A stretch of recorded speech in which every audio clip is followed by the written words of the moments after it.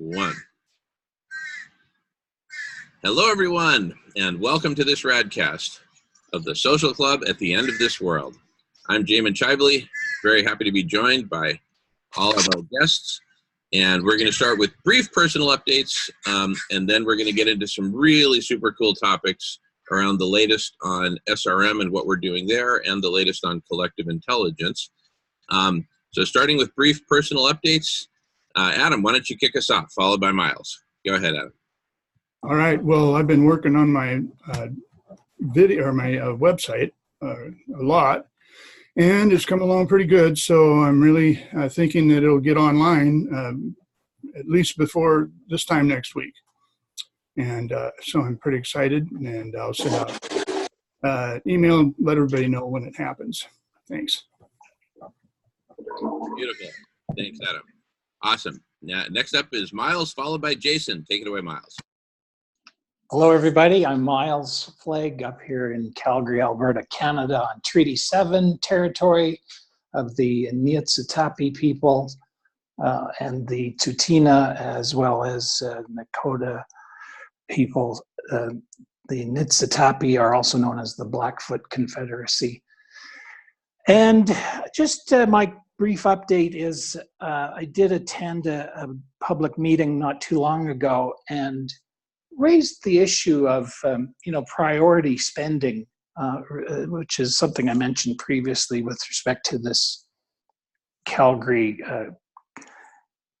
Sports and Entertainment Corporation being funded with $270 million of taxpayers' money. Raised the issue with some people in a public meeting. Only 2 people seemed to be interested in giving me any feedback on that, and because it's my question to the mayor of Calgary was, did they consider that we're supposedly in a national climate emergency when they decided that spending $270 million on sports and entertainment is a priority? Anyway, that's where I'm at. I'm trying to go more local and face-to-face in my community with people. And that's what I'm concentrating on right now. Thank you.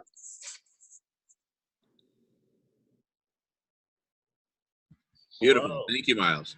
All right, yeah, Jason is up next, and whoever else wants to give an update, Jamie, Nolan, Silas, did any of you guys want to give updates? No pressure. It looks like Jamie does. And so meanwhile, take it away, Jason. I've just been busy, stuck in the rat race. Even though the world is ending, for some reason we still all have to make money in order to pay rent and buy food. Anyhow, sometimes I watch the Positive Deep Adaptation site and I feel like the numbers of people who are waking up to the actual magnitude of the crisis is increasing, and it's something that we've always wanted to have happen. Sometimes they seem to get kind of caught in a hysteria on one thing, like the rainforest is burning in the Amazon, and they kind of don't even realize that huge swaths of Africa are burning and Siberia is burning, and it's just like everywhere. But hopefully this is really people waking up and preparing themselves for a change in consciousness, a change in the way the world is working.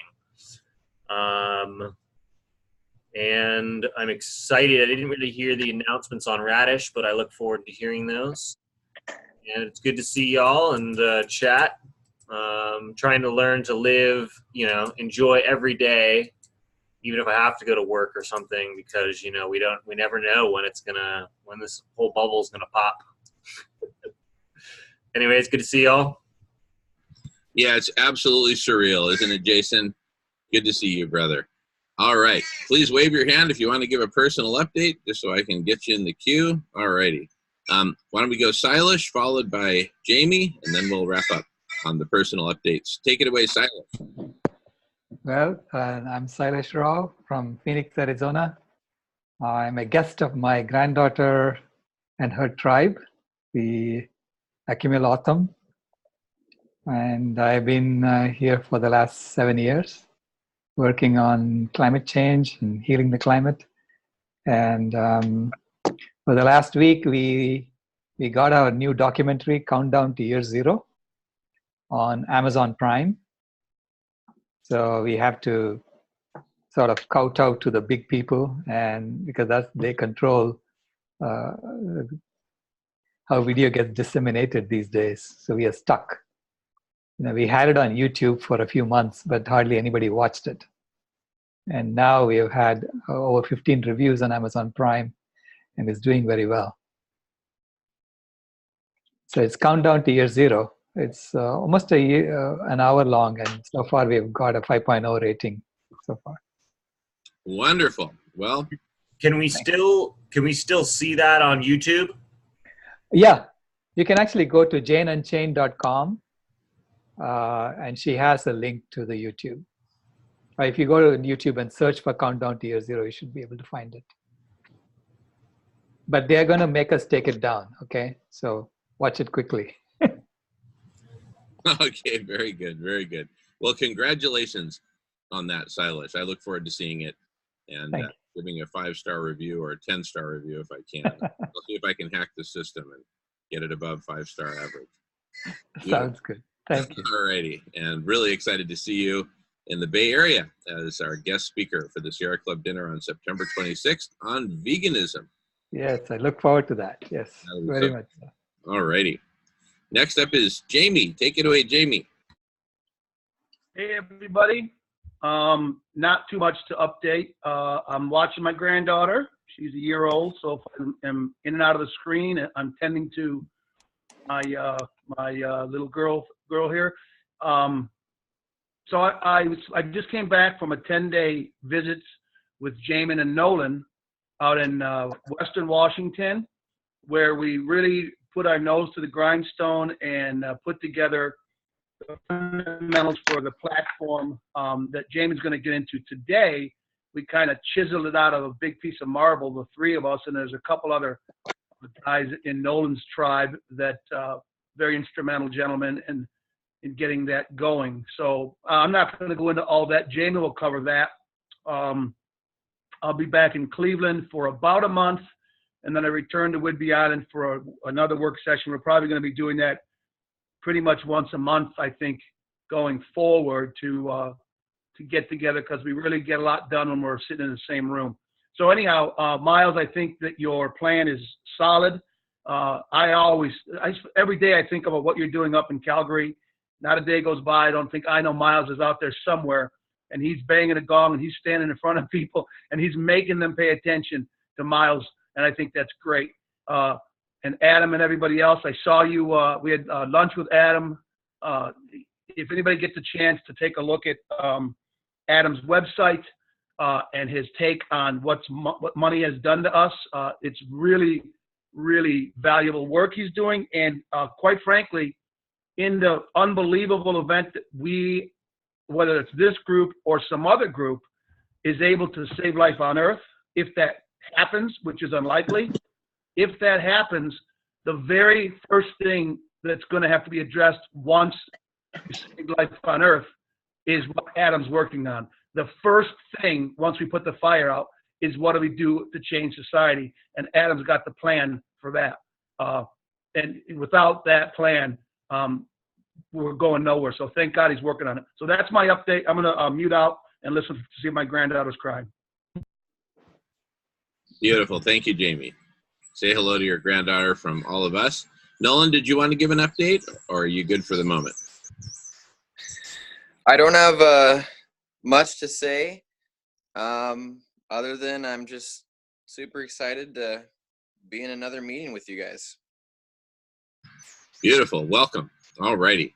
Well, my update is it was super exciting having Jamie out here for 11 days, and we spent most of that time with Nolan, and we also visited with Adam in Olympia and had a great meeting. Also, Fred was able to join us up here on Whidbey for an evening, so we did some good mixing up. Melissa was with us quite a bit of the time, and I'm just super excited to share the big updates of where we're headed.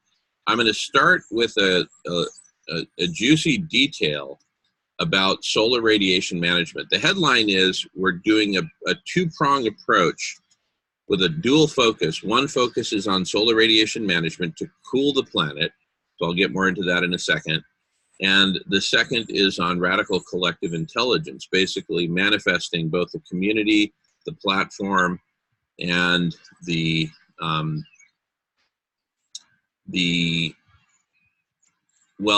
everything that collective intelligence embraces, basically creating an exponentially growing form of intelligence that can figure out all the solutions that we need. But let's start with SRM. So, from a purely physics standpoint, it's obvious that the planet is overheating. The ice is melting, the ocean temperatures are rising. Those are the two big kind of heat sinks that can hold. The ocean holds the heat.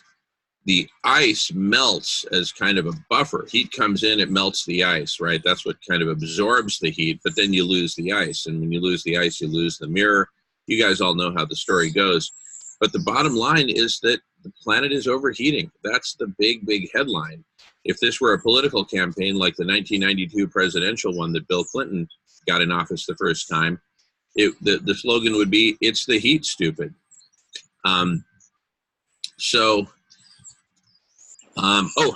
Wanted to mention, as you can see in the background here, the beautiful waters of the Puget Sound, the Salish Sea, where I am honored to be a guest on the lands of the Coast Salish peoples here in Western Washington. And but getting back to the overheating of the planet, there is one thing that we can do that will actually cool the entire planet and go from net overheating to net cooling, and that is this: reflective materials, thin film reflective materials, like this SNAC bag.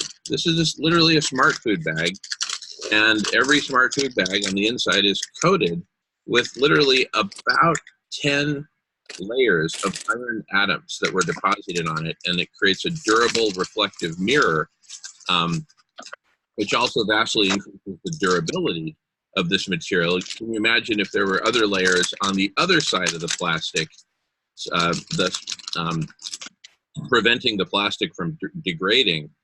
But the main thing is to reflect the sunlight back into space.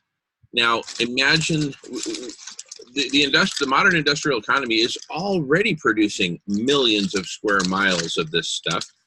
So what we're talking about is using that capacity to roll out millions of square miles of this thin film reflective material, deploy it over the surfaces of the deserts of the world. Miles, I see you got to roll soon. It's been great seeing you. Thanks so much for checking in. We'll look forward to seeing you again soon. But imagine we literally roll out millions of square miles of this stuff over the deserts of the world and the Arctic Ocean. That will reflect away heat. This is so basic. This is basic physics, but everyone needs to understand this point, literally everyone. Because what we're talking about here, we're on the cusp of creating a planetary movement to cool the planet as the first step. To quote Governor Jay Inslee, who recently dropped out of the US presidential race, "The house is on fire." And to cool the planet, we've got to reflect away incoming heat from the sun. It's that simple. Everyone's been focused on greenhouse gas emissions, and for good reason. They caused the problem, right? But paradoxically, the immediate short-term solution to the problem is in reflectivity, albedo, not in reducing greenhouse gases. Now, why is that? The answer is both simple and complicated. Part of the simple answer is that even if we eliminated greenhouse gas emissions to zero, literally zero at this point, so the thickness of the greenhouse gas layer is so thick and so dense with greenhouse gases, it's going to take decades, centuries to thin down. In the absence of what Adam has behind him in his picture, wave Adam so people can see you, behind Adam is a carbon sequestration machine, and that technology is still way too early stage and way too expensive to be deployed at scale to cool the planet in time. So I'm just going to say it one more time. To cool the planet, we need SRM. And I'm gonna read a quote from an email from this morning from a researcher who Professor Guy McPherson put me in touch with at a major university, which I mentioned before we started recording, but I'm not going to do it on the recording because I don't have his permission to share it publicly. But here's the quote. This is in response to an email I sent him yesterday. You are correct that SRM is the only way to cool down. I'm going to repeat that again. You are correct that SRM is the only way to cool down. And the only way to accomplish it practically and safely would be through an innovative combination of existing inexpensive and emission-free technologies. Basically, there have been a bunch of crazy ideas out there about spraying stuff into the atmosphere to increase the albedo and all that. The answer is right in front of us. 1960s potato chip bag technology. Really, really simple stuff, right? Obviously, the right blend of material science and civil engineering will go into it. But we have in our hands the opportunity to cool the planet in the very short term without taking, listen to this, you guys, without taking a single photon away from forests and agriculture, right? This is huge. We have the first part of the solution, which is to cool the planet before we all die from this overheating, which we're doing presently. We're going to run out of food production capacity with the present rate of overheating.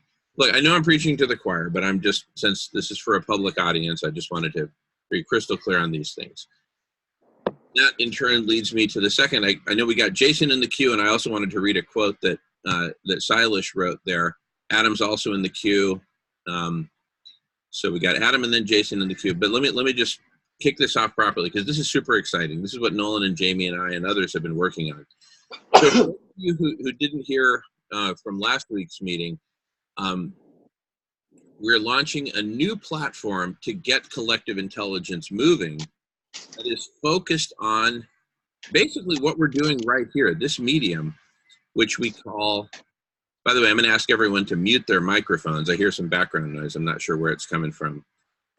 Thanks, everybody. But to get collective intelligence rolling, it all starts with a conversation, right? Actual conversations, like what we're doing right here. Actual conversations about things that matter. Different from tweets and Facebook posts and sound bites and even well-written articles. What we need, those are all great, but we need as our foundation actual conversation. So we conceived of a concept that we're now rolling out, about to roll out, called the social network of actual conversations. And welcome Jackie. Great to see you, Jackie. Hey. So I'm just giving a kind of a brief overview now, Jackie. So we're launching the social network of actual conversations. The acronym is SNAC, S-N-A-C, Social Network Actual Conversations. And we will be rolling it out on the website, the domain snack.bar for snack bar. And it's where people come to have actual conversations about things that matter, like cooling the planet through SRM, like thin film reflective materials. So what we're going to do, and this is, everyone we talk with about this gets really excited. Jackie is no exception. She got super excited last week and came up with a really great idea to start an actual conversation on parenting. That's a perfect example. And so what we're going to do starting in a few weeks is we're going to be at the University of Washington. Imagine, you guys, okay? To get the point across about SRM and the need to reflect away sunlight back into space through thin film reflective materials, millions of square miles of this stuff. Imagine a sphere, okay, that is a secret love child between a globe, like you could get at any department store, you know, a globe like you'd see it, like your children would use, you know, an old school physical globe, right? A 3D globe A secret love child between the globe and a disco ball. So imagine the globe with a bunch of little mirrors glued onto it. Those mirrors represent maybe, 1 million square miles or 100,000 square miles or 50,000 square miles. We'll figure it out depending on the size of the mirror. Each square mirror would represent, say, 100,000 square miles of thin film reflective material. Okay? And so you'd see little square mirrors glued on top of the Sahara Desert, the Arabian Peninsula, the vast interior desert of that country. Maybe a mirror or two in the American Southwest, maybe a mirror or two in the South American desert, some mirrors in the middle of Australia, and very notably some mirrors up in the Arctic region, not over land, but over the Arctic Ocean. Because we all know sunlight hits the dark blue ocean seawater, gets absorbed, heats it up, and melts away the remaining ice. We need to bat that sunlight energy back into space with the thin film reflective materials. So now imagine we've got this globe with mirrors stuck strategically here and there, and it's hanging from underneath a big umbrella, like the big umbrellas you have on your back deck, right? Jamie and Nolan, it'd literally be the size of the umbrella we have back here. And so imagine the disco ball, the Earth/disco ball. Look at what Silas has on his picture, right? That's what I'm talking about. A picture of the Earth, but now with these disco mirrors glued on. And then we've already got these big, bright, portable lights that are used for photography and cinematography shining onto the globe with the mirrors. And as the disco ball rotates, you're going to see the reflections shining all around. It's going to get everyone's attention. And imagine then we have these big signs like we put up at Microsoft that say, abrupt climate change, which side are you on? And it shows abrupt climate change, the Death Star, with the words abrupt climate change superimposed, with its characteristic laser beam starting to blow up Silish's Mother Earth. It's just starting to blow it up. And then the caption is, which side are you on? Abrupt climate change, it's an existential fight between climate change and survival on Mother Earth. And imagine now that we have that same sign in multiple languages: Chinese, Japanese, Arabic, Spanish, German, right? Vietnamese, Hindi, and all these different languages, but it's the same message. Abrupt climate change or catastrophic climate change, we'll wordsmith it. Which side are you on? And then they see the disco ball with the mirrors, and we say, hello, everyone. Guess what? We've got a solution to the planetary overheating crisis. We've got a solution to abrupt climate change. We've got the antidote. And guess what? It's 1960s potato chip bag technology times millions of square miles. Any questions? How cool is that? And then the action item is join the snack bar.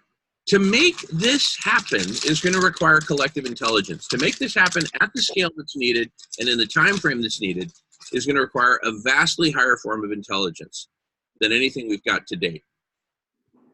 By us being out there in public on Red Square at the University of Washington, in the state of Washington, underneath the statue of George Washington, count the Washingtons, there are 3 of them. Oh, by the way, and in the country which George Washington was the first president of, so there's 4 Washingtons in a row, right? And what's Washington all about? Freedom of speech, right? Freedom of assembly. We're using our freedoms to get this thing started in the United States, but with all the multiple languages, right, including languages of First Nations, the Coast Salish peoples, all the various different local tribes here in the state of Washington. How cool would that be? What we're essentially creating here is a forum for all the peoples of the world to come together and get in the game and create a movement.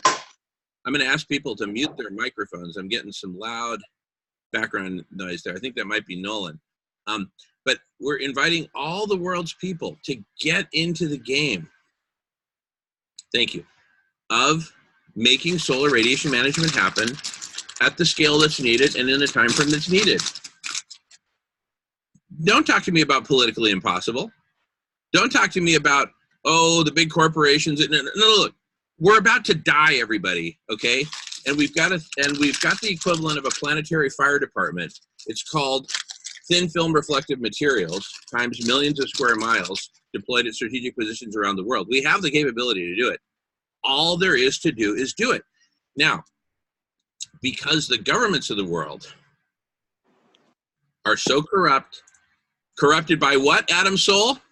One word, starts with an M.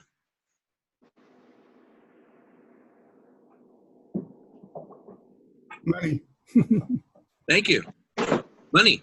Because the governments of the world are corrupted by money, it's almost like all the national governments, you go into the halls of power, it's almost like they're giant opium dens, except instead of getting high on opium, they're high on money and ego and separation and greed and hoarding and this delusion that we can continue taking and taking and taking and taking from Mother Earth, and she'll just take it. Well, to quote Guy McPherson, nature bats last. All right, if this were a baseball game, nature bats last. And she's got a bunch of heavy hitters. And what we've got to do so that she doesn't go crazy and expel us all from the planet, we need to cool her down by reflecting sunlight back into space. It is that simple. I promise you, if it were more complicated than that, I would fess up and I'd say, look, you guys, I gotta come clean. It's a lot more complicated than that. Guess what? It's not. We've got the industrial capacity to roll out millions of square miles of this stuff quickly and deploy it quickly, okay? So what's in our way?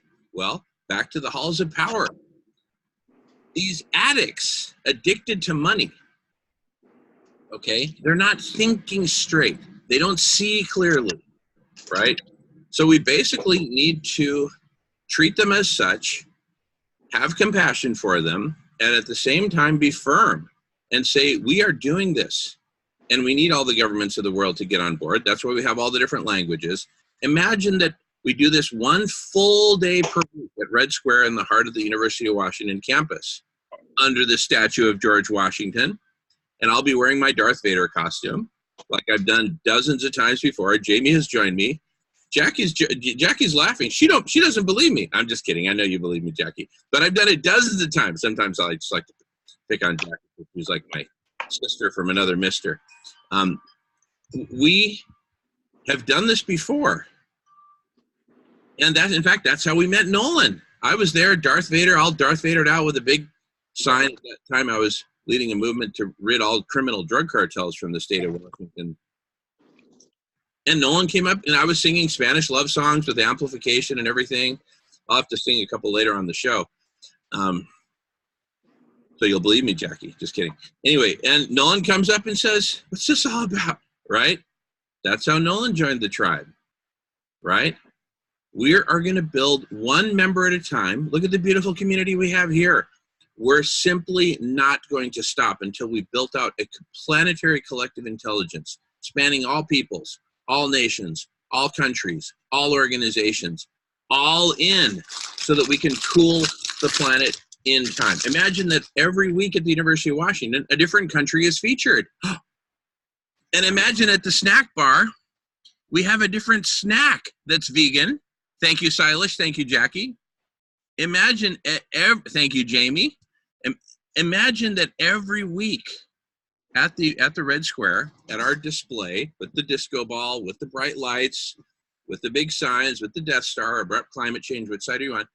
Every week a different country is featured.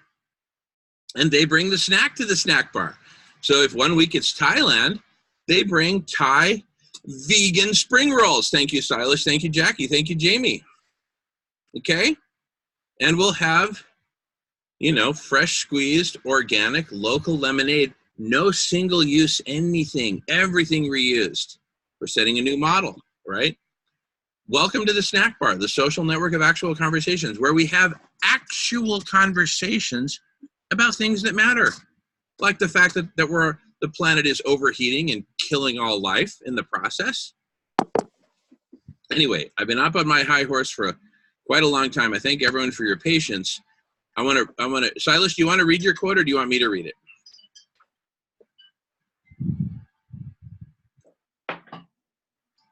Okay, I'm going to go ahead and read Silas' quote, and then we'll get to the queue. So thanks everyone for your patience as I'm up on my high horse spouting away.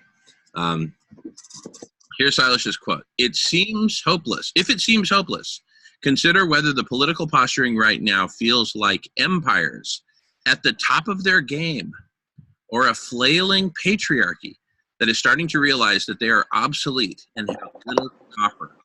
They are the resistance, and we hold the blueprints for the future. And that's a quote by Ray Kowalchuk. Here's what's up in the queue. We've got Adam followed by Jason. Jason asked, what does SNAC stand for again? The Social Network of Actual Conversations. SNAC. Thank you. Oh, thanks, Nolan, who clarified that. And Adam says, never mind, I'll talk. I guess Adam, anyway, Adam, you're first in the queue, followed by Jason. But first, let me read another quote from Silas. A vegan diet is probably, no, definitely the single biggest way to reduce your impact on planet Earth, not just greenhouse gases, but global acidification, eutrophication, land use, and water use. And Silas, I couldn't agree with you more. So really what I'm thinking of, and we've been talking about, is a dual approach. First, put out the fire. The house is on fire. Let's first put out the fire. And then, with the fire put out, let's get everyone inside the house to go vegan. How's that for a plan? Or do we ignore the fire and go vegan inside a burning house? I'm just being, I'm just kind of being poetic here. Anyway, okay, so I think Silas said sounds good. Awesome. Thank you, Silas. You see, as we say in Mexico, hablando se entiende la gente. I think Jackie understood what I said. You want to translate for me, Jackie? Hablando se entiende la gente. Understanding only comes through conversation, through communication. That's it. That's it. How else are we going to gain mutual understanding? Sending flaming poisonous tweets? I don't think the saying goes, para que nos entendamos, mandemos tweets quemando, envenenados. I don't think that's how the quote goes. Correct me if I'm wrong, Jackie, but I think the quote goes, hablando se entiende la gente. Absolutely, the mantra. That's why we need actual conversations. And that's why it's a saying in Mexico, because in Mexico, like if there's a conflict, if people are angry at each other, it's like, whoa. What does the community do? It reminds those people, hey, look, to understand each other, we need to talk. We need actual conversations. That's the social network of actual conversation. All right, now I promise I'm going to go on mute and let Adam speak, followed by Jason. And thanks, everybody. Thank you, Jackie. Thank you, Silas. Go ahead, Adam. Okay. Okay. Well, I like your idea as far as it'll draw attention and bring people's attention to it. But we've been trying to do this for many years now. I mean, I think the first Earth Day was 1972, I think. So like 47 years we've been trying, and it hasn't worked. Nothing works. I mean, we're not reducing our carbon footprint. We're not reducing our populations or our consumption. So there's something wrong with us. I mean, humanity is not responding like we should, because, I mean, the survival instinct is our strongest instinct. And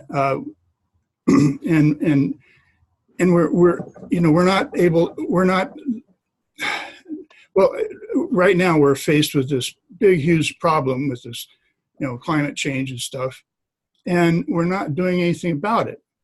And why are we not doing anything about it? Well, we grow up in this world of money, and money surrounds us. It's all about our lives. We grow up, we go to school learning how to make money, and everything our whole lives, we can't think of anything else. I mean, we're not taught to think of any other way. So living with money is the only way that we know how to live. So we have the perception that we survive, that our survival depends on money. And this is a false perception because our survival really depends on nature. So when we have this false perception, what we do is our survival instinct makes us do everything that we have to get money. And so I want to just do a quick screen share and show you something.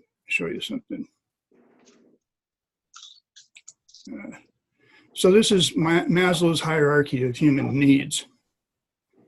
And so right down here, this is what we survive off of, everything that goes on in our lives is built on the bottom layer. So when all the bottom layer there, food, water, warmth, rest, all that stuff it comes from nature basically. And but we're supposed to depend on nature for our survival, but we've replaced that. We've substituted money for our survival. So money ends up we're so busy involved, in our everyday lives, like Jason said, we don't even have time to do anything else hardly. And nature actually takes nature's up here someplace. It's a couple steps above it, and actually it's behind.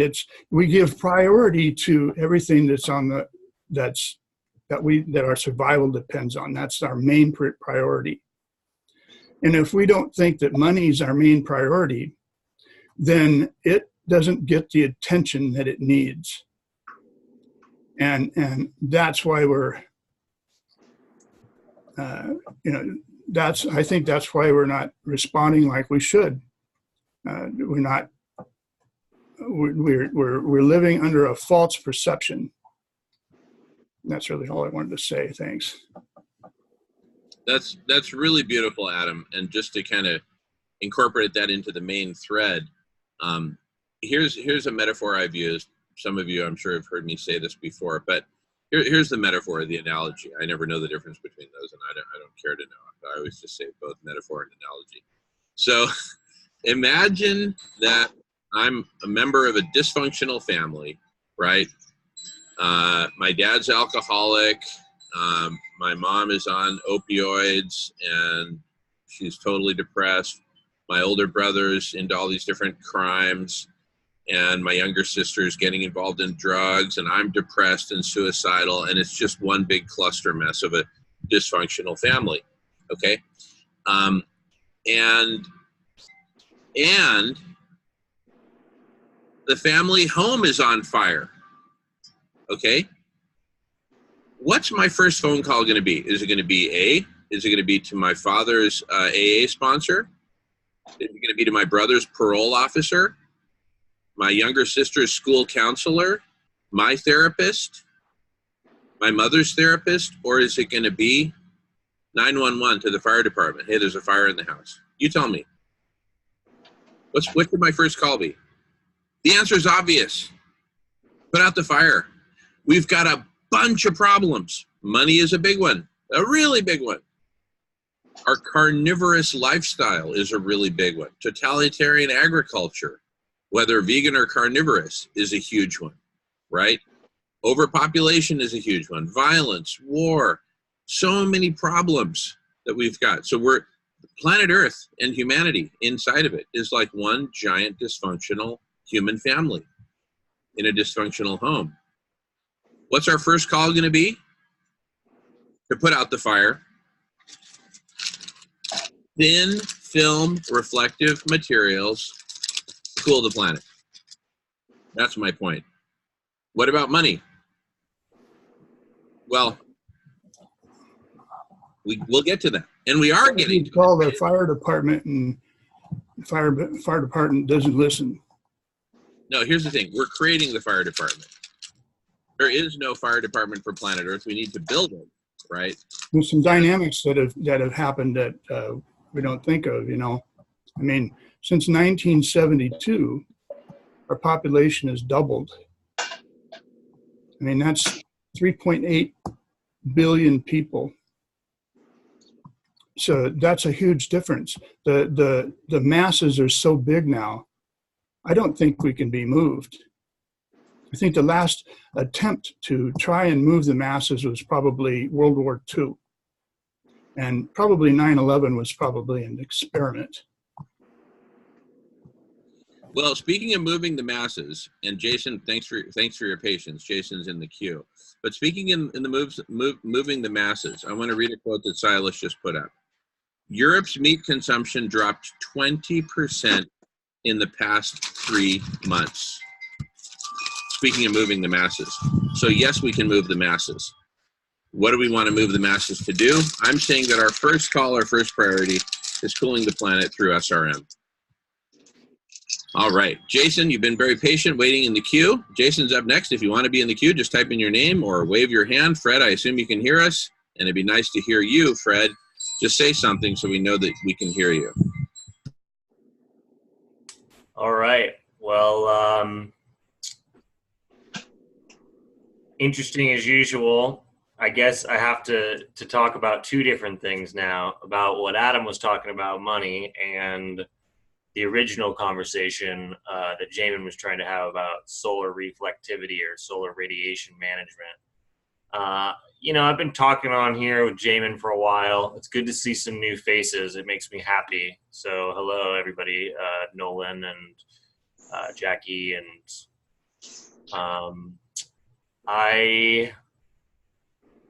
Fred. Hey. Okay, you can hear me. All right. Awesome. We can hear you, Fred. Love it. Thanks, Fred. So, I mean, I think that your idea of just doing this solar reflectivity, I guess one thing that came to my mind is, you know, I thought the best place to do it, and I know you're trying to say like cost effective, easy, can be done on planet Earth by just driving a car out there and putting up a big solar reflector, you know, in the desert. And so, I mean, maybe my idea of like trying, I honestly think that, you know, we should reach out, you, Jamin, could reach out, and we'll try to get the attention of Elon Musk at some point. I mean, he has the rocket technology already and wants to put up something like 6,000 close to Earth satellites that are going to provide like Wi-Fi. Now, just an idea, what if they could do more than one thing? And it could just literally take something that's a thin foil reflective thing that would barely take up any space in a spacecraft. You know, it could be like a package that can just open up into this giant reflective surface in space. Now, I know it sounds kind of crazy because then we would literally be thinking about the fact that you'd be able to see these throughout the day, flying in space, blocking some solar radiation, for instance. It would forever change the skies of planet Earth, and it would possibly be somewhat of an eyesore. But, you know, I don't know. I think that to me, even though it maybe sounds less plausible and it sounds like would cost a lot more money, I guess my concern is that these reflective surfaces, if you just put them in the desert, the sun is still traveling through the atmosphere, which has all the gases that are heating up. It's then bouncing off of this thing at ground surface level, and the solar radiation is going back through the atmosphere. In the meantime, in my opinion, heating up the atmosphere. Now, I'm not I'm not like a crazy scientist or anything. You want to say something, Jamin?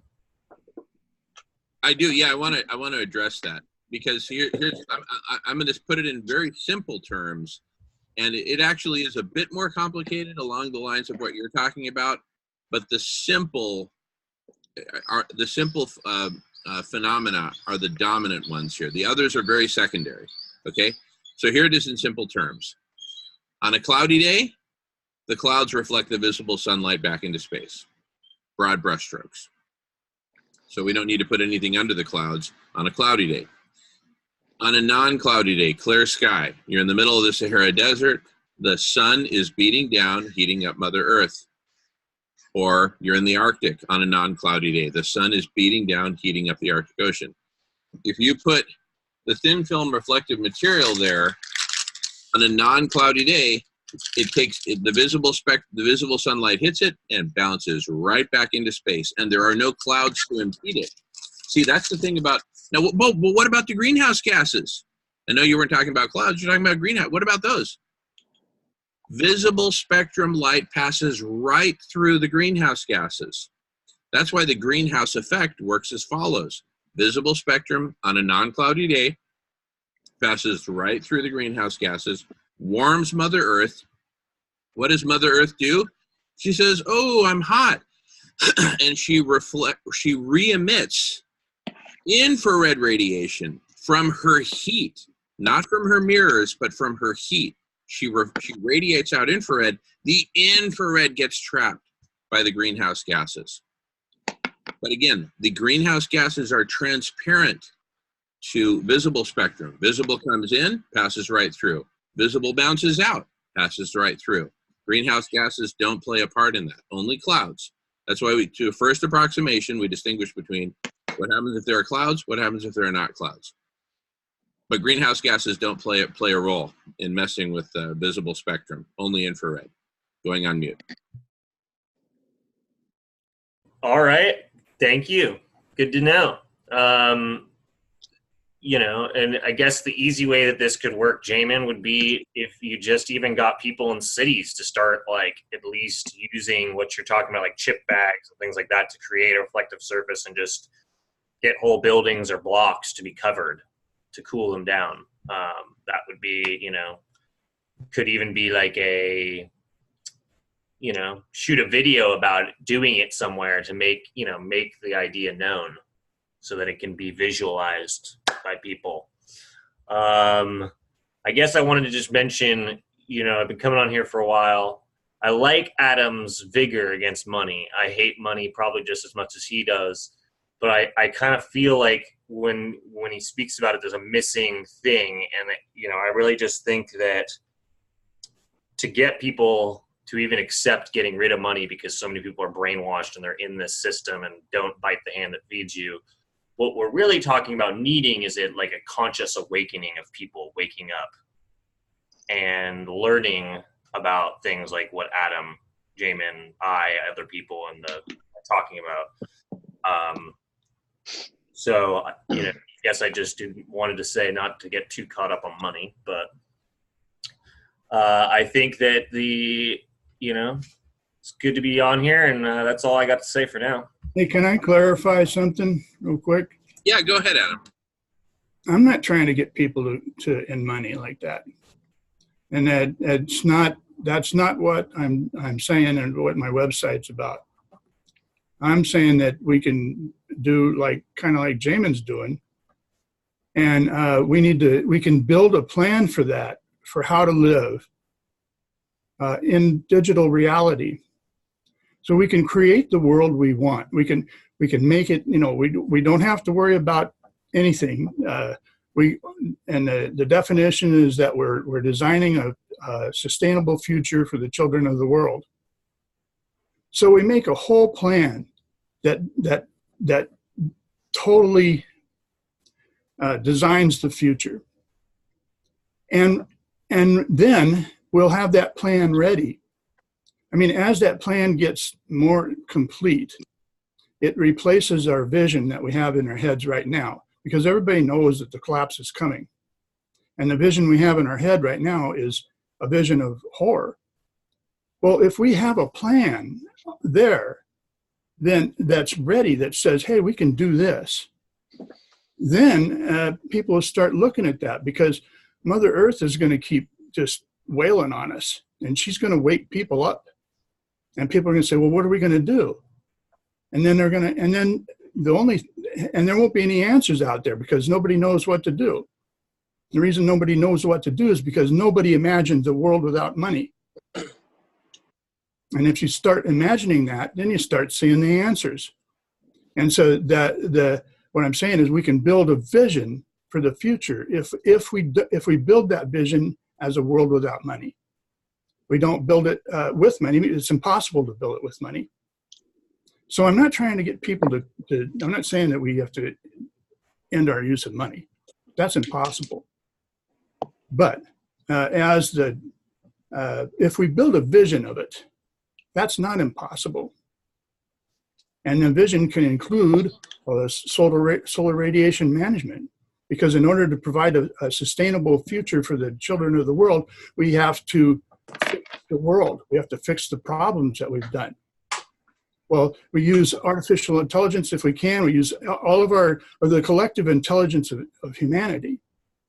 I mean, there's a whole big database right there full of information, and we can put that together and make all the plans we want and come up with the answers.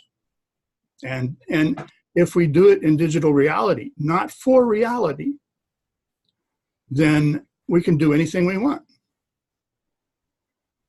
We can make that plan the way we want. So that's all I'm trying. Thanks for letting me clarify. All right. Well, I look forward to seeing your new website, Adam. Okay.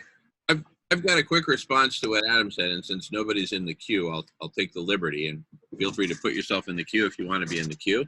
But here's what I have to say. So Adam, you and I have been talking and meeting together and having deep conversations for about 1.5 years, and it's greatly enriched my life. And we don't always agree on everything, but it's the conversation and it's actually debating points that really surfaces ultimately the truth and what the best pathway is. So I'm going to play devil's advocate for a moment.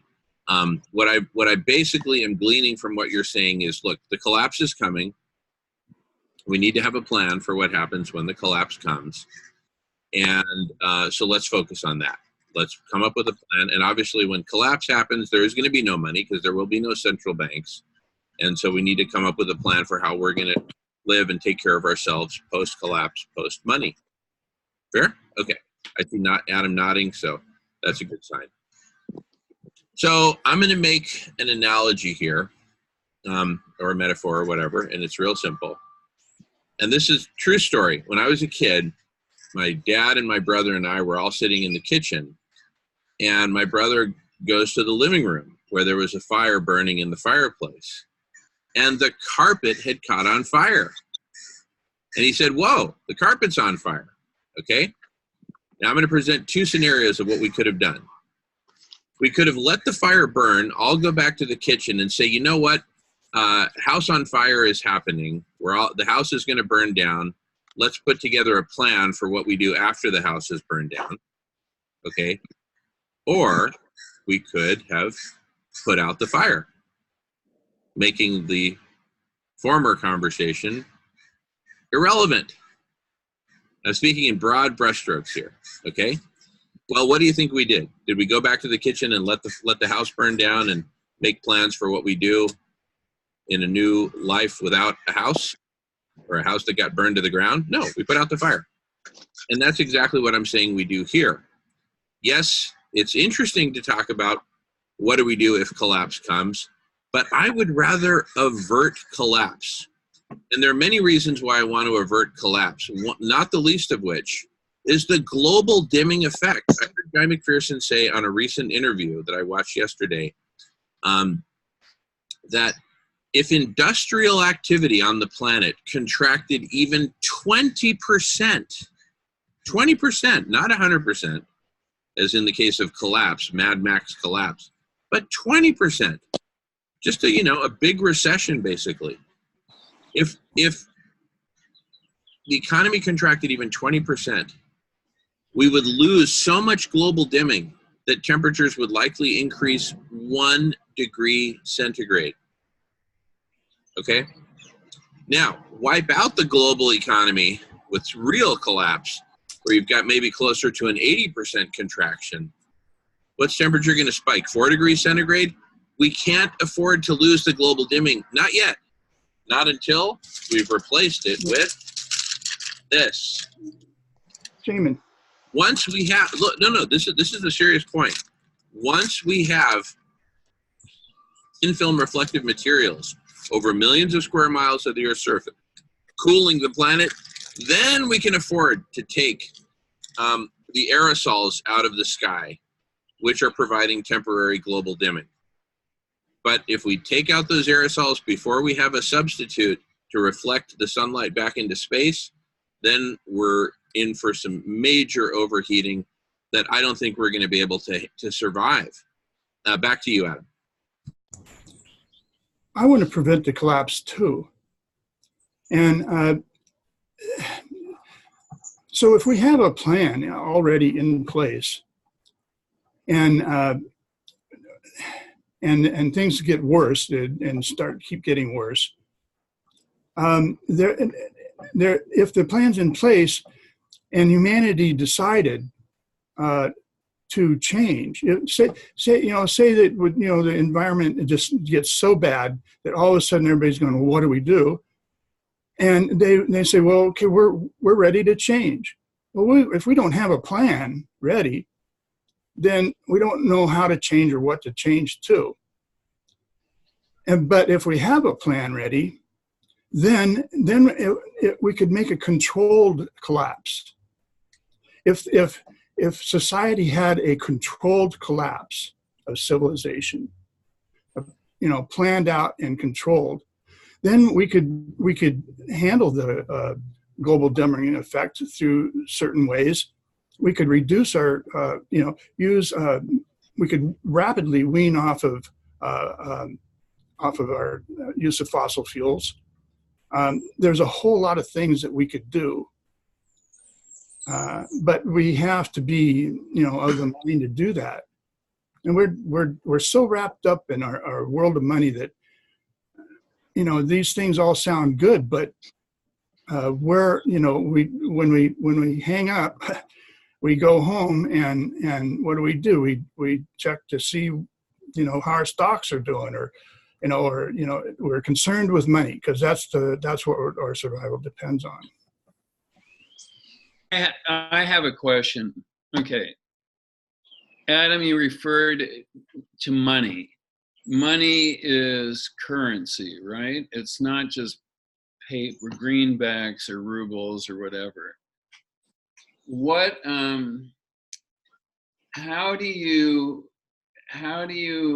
set up mechanisms? How do people trade services and needs without some medium of you can't carry everything around with you all the time. If I need water and somebody's got water, how do I, what's the exchange? And I just have a real difficult time imagining a world where currency is not fundamental to, So, well, people that's way, we grow up in this world of money. That's all we learn. But money is just a medium for facilitating exchange of goods, services. That's what we're taught to think. So we don't learn to think any other way.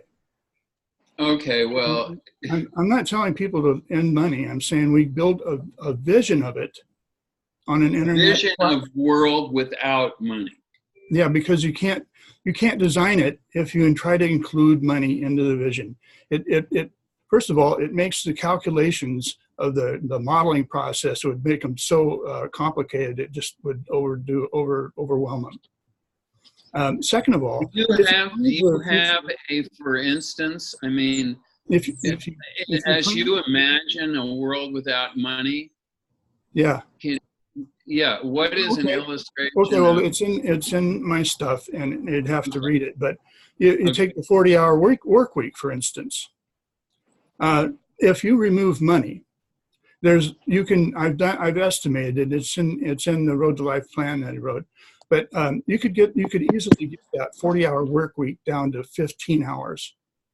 And we could have, instead of producing junk that with planned obsolescence, we could produce stuff that's good. And people, we would have more of a, it would be a different mentality. a different mindset. And it's not a mindset that says, I have to give you something, so you give me something. It's not a quid for quo or whatever. It's a I have a need. Somebody can somebody fulfill that need? Oh yeah, I can. So then when you have a need, well, somebody will fulfill that. It's not about buying water. Everybody needs water, so why not just give it to everybody? And you don't have to do this. You don't have to tell anybody that we have to do this now. Now that's the problem. We're trying to tell people that we have to change now. That's why the environmental movements haven't worked, because people can't change now. They'll tell us that we have to change, and they even tell us that what we have to change too, but they don't tell us how. Like how can a family that's reduced their carbon footprint by 50% when they've already reduced, they're already driving Prius, they work and they live in this world of money, they can't reduce anymore. So we're not told how to do it because we don't have a plan figured out for how to do that. So what I'm saying is we can build that plan, and that's the way out, is build the plan first. And it would use conversations like Jamin's talking about. That would be built into the platform. Thanks. Good stuff. Good stuff. All right, I'm all for that. These are deep conversations, and Fred, I do recommend you check out Adam's stuff. So on his website. So next up in the queue is Nolan, followed by Jamin. Take it away, Nolan. So to kind of try to bridge the gap between between Adam and Fred, did I get? Oops. Yeah, Nolan? Yeah, can you hear me? Yeah, we can hear you just fine. Okay. I think that while money is most definitely creating an illusion, a mass illusion that so many people are under, it's separating us from the reality of what we're doing as a global civilization. I would say that the point is less that we need to get rid of money completely as soon as possible. And it's more that we need to shift our focus away from making money, right? So it is a convenient way of distributing and allocating resources. And there's arguments to be made that at some point in the relatively near future of human civilization, we won't be using money, or we'll have some better form of planning. But in the meantime, I think the big shift we need to make is away from this notion that that making money is an inherently good thing and that you should be stockpiling it, because all of the stockpiling is holding back the entire economy. Whereas if the money was circulating more freely, then the resources we have would be making their way to the people that need them more than they are right now.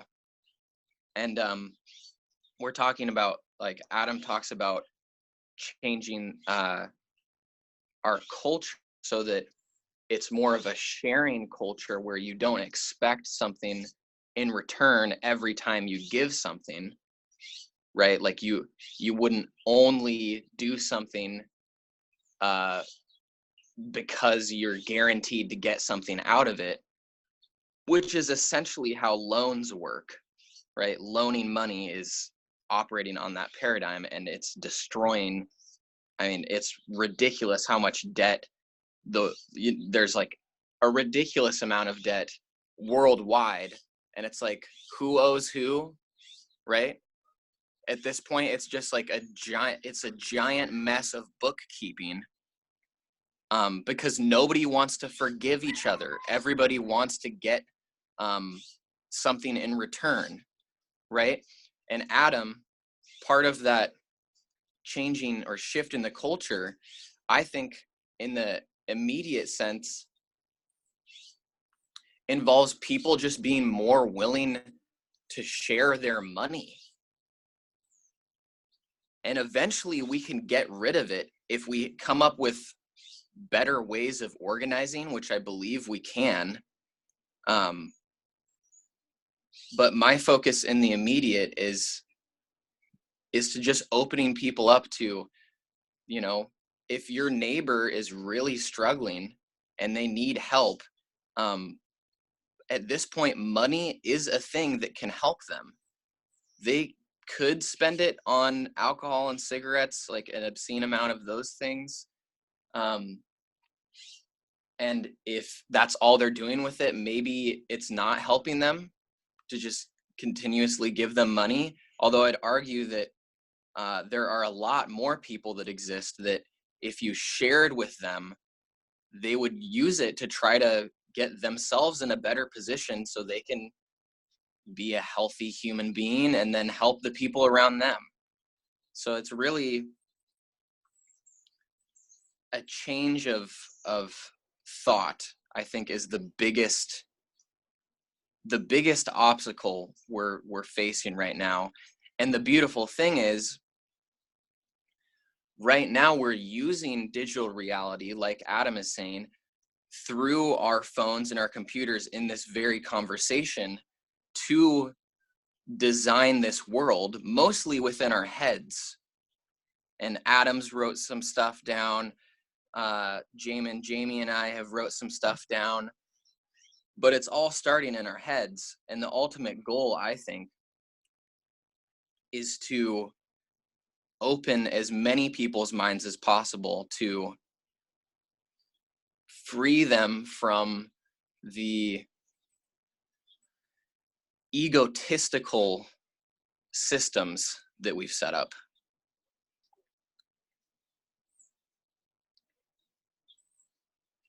Can I respond to that? Yeah, go ahead, Adam. So what do we want to do? I mean, we want to survive, right? So we want we want humanity's life to go on. So if we set up a parameter and say that our mission, our goal is to provide a sustainable future for the children of the world. Then we put that on an internet platform where people can go and submit their own ideas. I mean, so we're designing a future. Now, you can put your ideas in there, Nolan, and you can say, well, I think it should be done like this. And Jamin can put his ideas, and he said he'll put it in and say, well, I think things can be done like this in respect to solar radiation management. You could put yours in respect to money control. And you submit you put your ideas in. And how do we get the answers back? Well, you have a modeling process that's done by this really good computer. And the computer is set up so it's not biased. It's answering the questions logically. And so it comes back and it says, well, this won't work. Your idea won't work because it won't produce the sustainable future for the children of the future of the world. And it'll come back and it'll say, okay, well, in order to achieve the future that you want, you'll have to do this and this and this. And when it tells us we have to do this and this and this, those will be the things that we have to do. Then we'll know how much we have to reduce our carbon, how much we can drive our cars, how much, everything that we have to do in life. But if humanity has a place to come together and submit their ideas, then they can be vetted out and we can make that plan. But right now, there are all kinds of different ideas, but no place to put them and no place to evaluate them. Well, that's what we're doing right now. This is just the first stage of a much But there's no larger organization system. to it. I mean, we're doing it and it's good, but there's no organization. There is organization, Adam. We have a queue.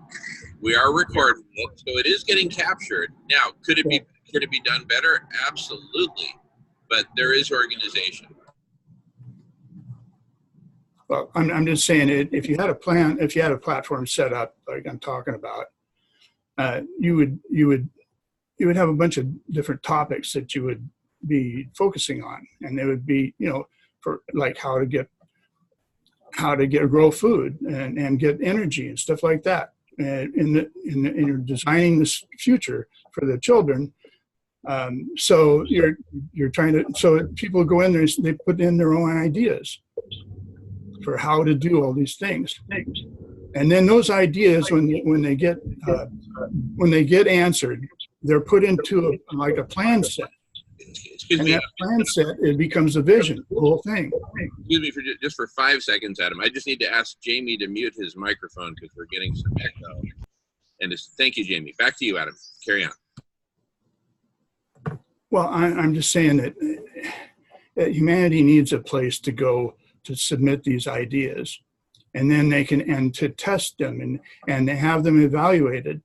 Because there's a huge database out there. There's 7.7 billion people. That's a huge database. I mean, 4.1 billion of us have access to the internet. So there's a huge database of people out there, and as people come, and if they have a place to go to submit their ideas where they know the ideas are going to be evaluated. I mean, so if you have like 2 people or 10 people submitting different ideas on the same topic, and they're not agreeing, well, you need a mediator. Well, who can mediate for the future and not be biased? No person could really do that, but a computer could do it. And the unbiasedness of the computer could be a verifiable thing. So the computer could be unbiased, and it would be just set up and say, well, it would say that, be designed so it would provide the sustainable future for the children of the world. That's the parameter that everybody has to meet. So if your idea doesn't meet that parameter, then it won't be put into the plans. Once an idea is vetted out and evaluated, then it's put into the plans. And then once the plans are complete, then we're ready. And so, as you get more ready, the humanity will join, because we'll have a plan for them to join, a place to go.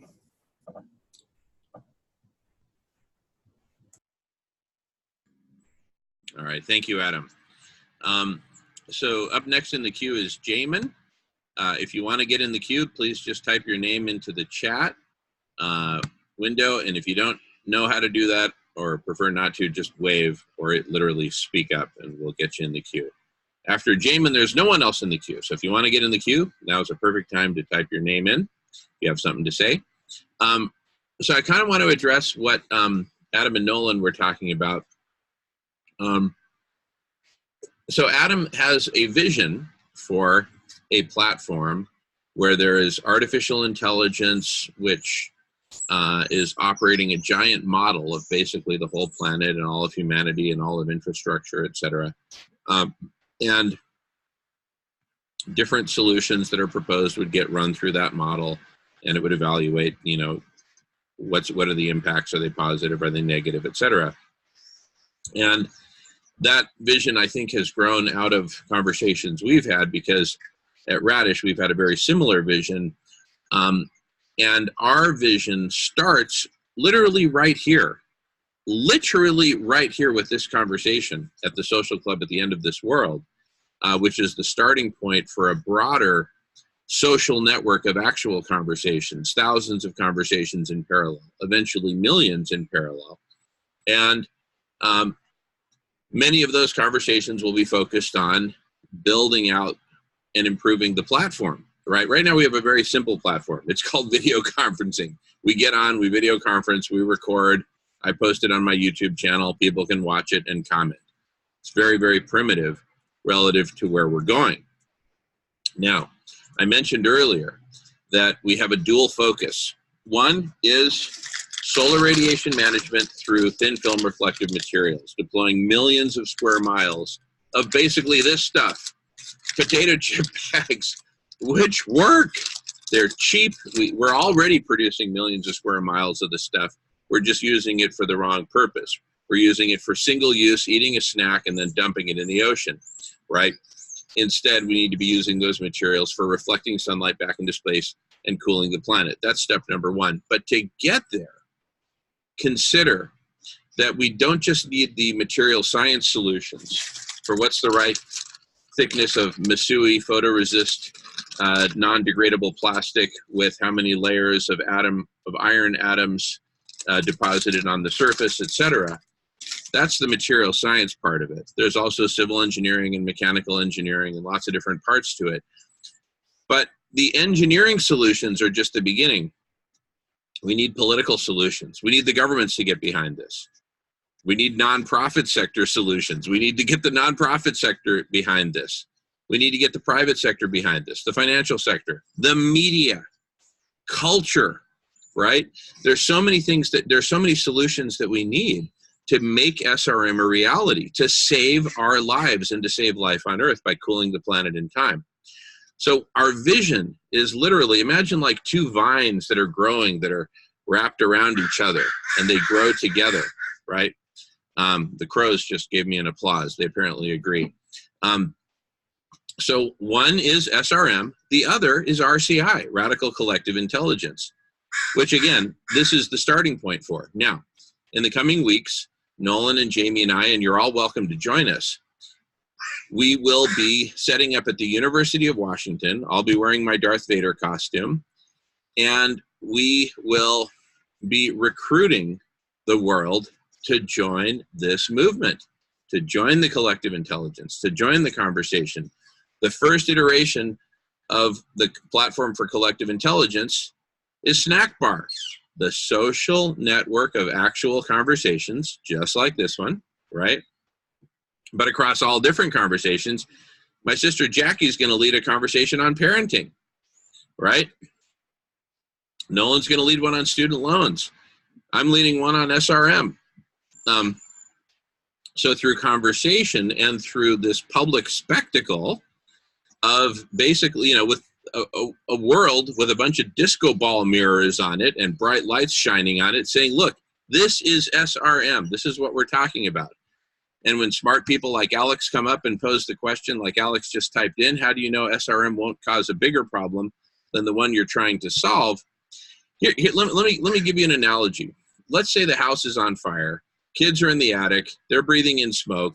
They've got minutes to live. Fire truck shows up. They can either put out the fire by hosing down the house or not. I'm putting it in really simple terms. It's probably usually more complex than that. But in real simple terms, either they put out the fire by hosing down the house or they don't. If they put out the fire by hosing down the house, will they cause some problems with the water? Of course. Now the house is soaked with water.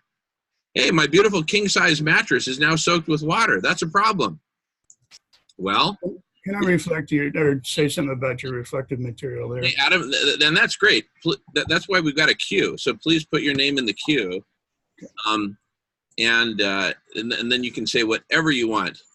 And also, Adam, people want you to share your website. So please put that up in the chat window. But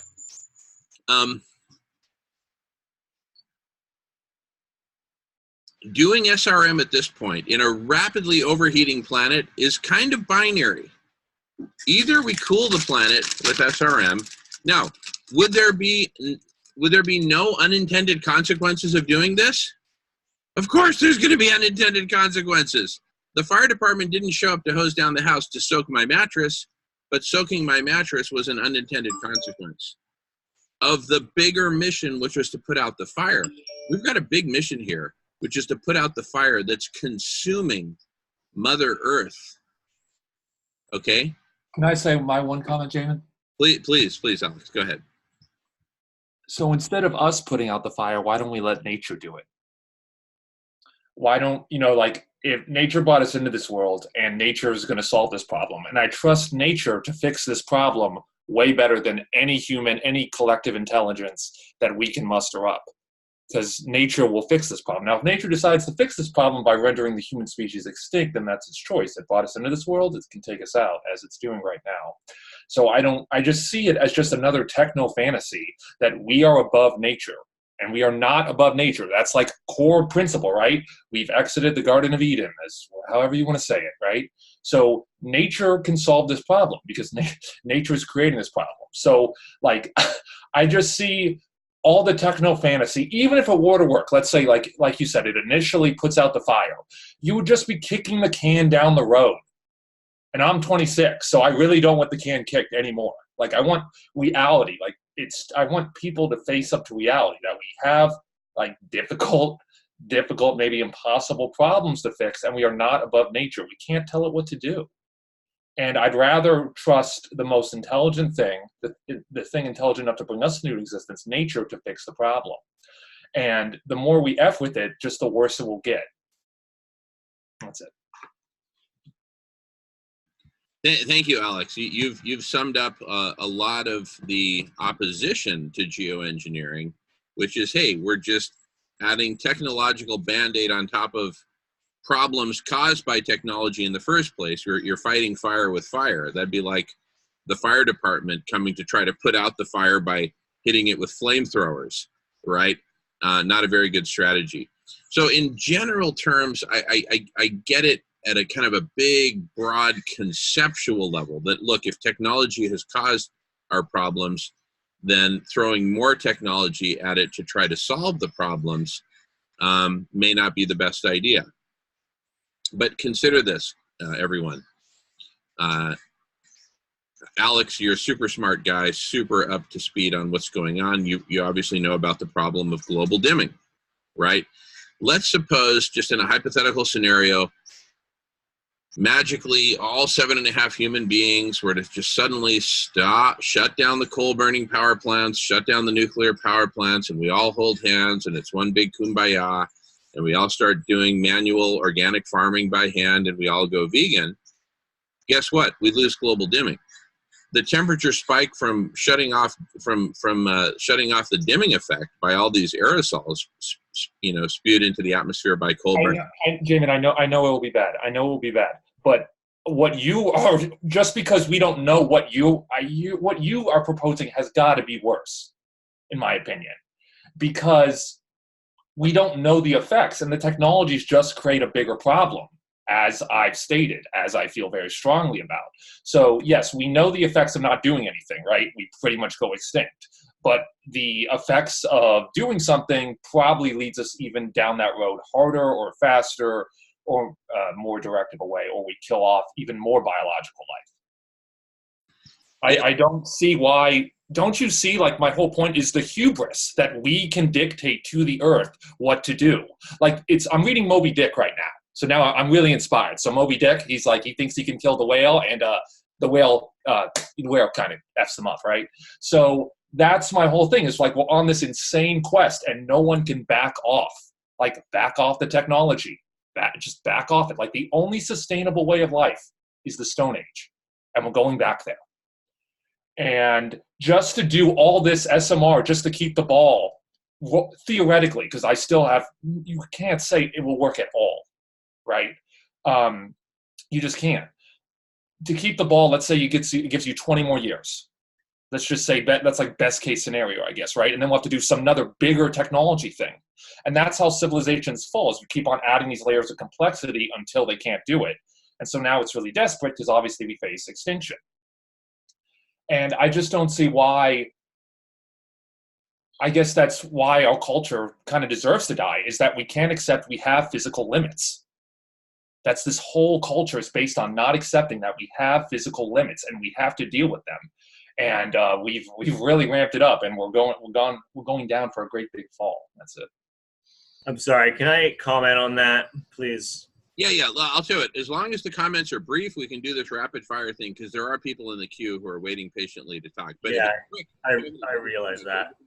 But go ahead and make quick comments, everyone. No problem.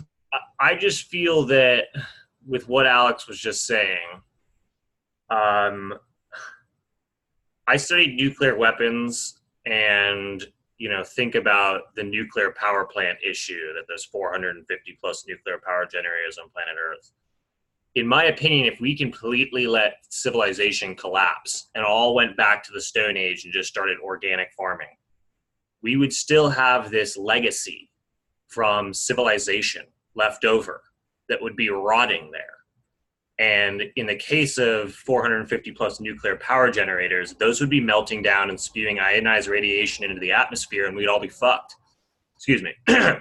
So I think we've been cornered into a position where we have to sort of salvage somewhat of the organization and society. And, in Daniel Pinchbeck's book, he talks about this, and Jamin's familiar with that, How Soon Is Now, about repurposing corporations and non-profit organizations to do the work that needs to be done, because there are already networks that are there that we could repurpose.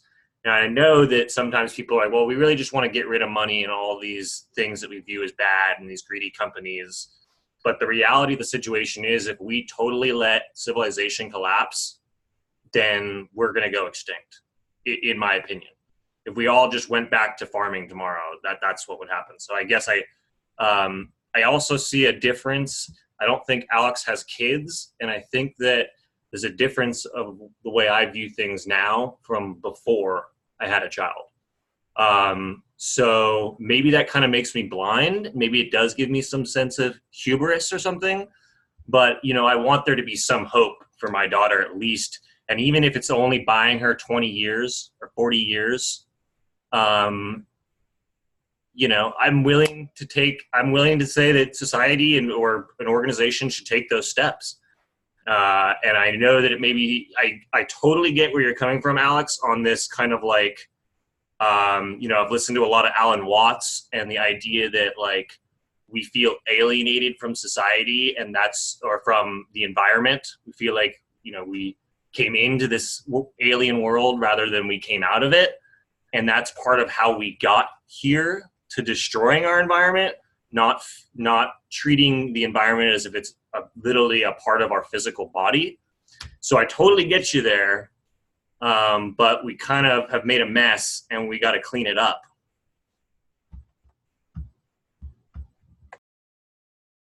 Yeah, this is a really great conversation. Let's stay with it. We got 3 folks in the queue: Adam, followed by Jackie, followed by Silas. But what I'm going to do here is actually bump up Jackie and Silas, since they haven't spoken to the whole group yet. And then Adam, you can speak after them, because you've had a whole bunch of airtime so far, Adam. I just want to give the people who haven't spoken an opportunity first. So good. Thanks, Adam. Appreciate your support there and understanding. Okay, so Jackie, followed by Silas. Take it away, Jackie. I just wanted to quickly interject, and I have to agree with Jason. As a parent, it does change perspective. And I don't agree with the term hubris. I think there's a consciousness that you obtain, that you acquire, an awakening that happens when you have children, and your perspective changes and becomes broader and bigger. And what I'm sensing from Alex, and it's very painful, and I can feel his pain. I can feel his despair, his hopelessness, his fear. It's real, and I feel it. But it's burning a fire within me of change, of possibility. It's giving me this motivation to become the best version of myself, because I know that there are solutions to be had. I know that we as humanity is so still in our infancy. And I think we need to evolve. We need to remember that we're not, nature's not on the outside. We're not referring to a her, we're referring to an us. We are nature. We are not separate from her. We were born of her, but we are her. Being on this planet, we have an effect. It is physics. There is cause and effect, and we are already here. And being here, if we elevate and we evolve our consciousness, we have an obligation to decide the effect that we have in communities, with the planet, with the environment. And I think that's where we need to focus, is helping people evolve and become aware. And I truly believe in, and some may call it naive, but I truly, truly believe in humanity, because humanity is nature, and nature always wants to be its most beautiful, its most resilient, its healthiest. And we want to be healthy. The earth wants to be healthy. And I truly believe if we work on ourselves and see the vision that Adam is sharing, that creating a mission of conscious action, of knowing that there is a future that we deserve to have because we are nature, and to remember, then reconnect with who it is we truly are. And to me, the best awakening I had was to remind ourselves with the children, to see the rawness of who we naturally are, the beauty of who we naturally are, through the eyes and the light of children. And that is where our future lies, that innovation lies, is that awakening. Beautiful. Really beautiful. Thank you, Jackie. All right. Silas is up next. Take it away, Silas. Yeah, Jackie, thank you so much for what you said. It sort of resonates with what I was going to say anyway. We need to start with a story in which we are not alien to nature, to the earth. In fact, we need to start with a story in which we are doing what nature wanted all along. So reframing our story. So I use the analogy of Michelangelo, sculpting David. And as he sculpts David, he creates a huge mess around him with shards of marble and, pieces flying around, hurting other beings perhaps. But when he's done, you don't yell at him for creating the mess. You have to appreciate the David he created as well. And then we have to help him clean up the mess he has made. And so to help him clean up the mess he has made, he cannot use a hammer and a chisel. He has to use a bucket and a shovel. So you need different tools to clean up the mess. So we are in that phase, this transition phase, where we have created all the conditions for Earth to never have to go back to another ice age again. That we have control over the thermostat of the planet. We kept it constant for the last 10,000 years. And then we raised the temperature by another 1 degree Celsius over the last 200 years. But in the process, we pumped up a whole bunch of carbon from fossil fuels into the atmosphere so that the Earth will never have to go back to another ice age again, even when we bring back the forests that we lost. So we have to bring back the forests. We have to regenerate, so that wild animals can thrive and we can thrive with them. So we have to get to this vegan world in which we live in harmony with nature instead of trying to be predators of nature. And we are getting there. The rate at which the vegan movement is growing is astounding. It grew by a factor of 7 in the US between 2014 and 2017, in just 3 years. Number of vegans in the US increased by a factor of 7. So at that rate, by 2020, it'll be another factor of 7. By 2023, a factor of 49. And by 2026, a factor of 343 from 2017 levels. Which means that, if even 0.3% of the people were vegan in 2017, 100% will be vegan by 2026. And this movement is not going away. It is growing worldwide. It is all of us waking up and saying we are coming home to who we really are. we're coming home to the compassionate beings that we are.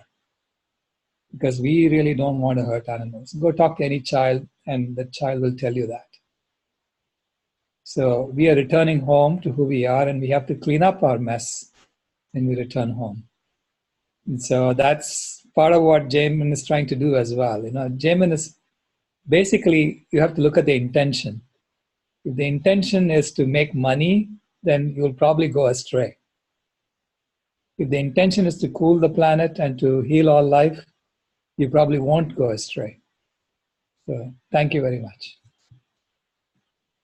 Beautiful. Thank you, Silas. I just want to make a couple of quick comments before we pass it to Adam, and then I've also volunteered Jamie for the queue. Hopefully Jamie will be available. Now, I really love what Jackie said about, looks like we got two Nolans online. One of them needs to mute because we're getting some echo. Thanks, Nolan. Okay, we are part of nature, per Jackie, right? And, a beaver that creates a dam is part of nature. Here on Whidbey Island, it's well known, there was a beaver dam that was really helping keep this ecosystem working. The beaver died, the dam was no longer maintained, and boom, it broke through, and it kind of messed up this wetlands area that was being protected by the beaver. The beaver is part of the whole. Humans are part of the whole. We've gone astray. We've become addicted to money and ego and separation and hoarding and dominance of nature, and that this is our bounty. Right? And, we even have religions to, reinforce that message, right? Everyone raise your hands and make sure you remember to put some money in the basket as it goes around, as we're all raising our hands and, whatever. Okay, enough Benny Hill, Monty Python sarcasm there. But we are part of nature. And this is about us coming back into our own as a species that, as Silas said, a thermostat species. So in the last 10,000 years, we figured out how to dump a bunch of greenhouse gases in the atmosphere to warm the place up. So the heating, we've got that down, right? Heating, we got it. We know how to heat the place up. Oh, whoops, we heated up too much. Now it's time to bring in air conditioning, cooling.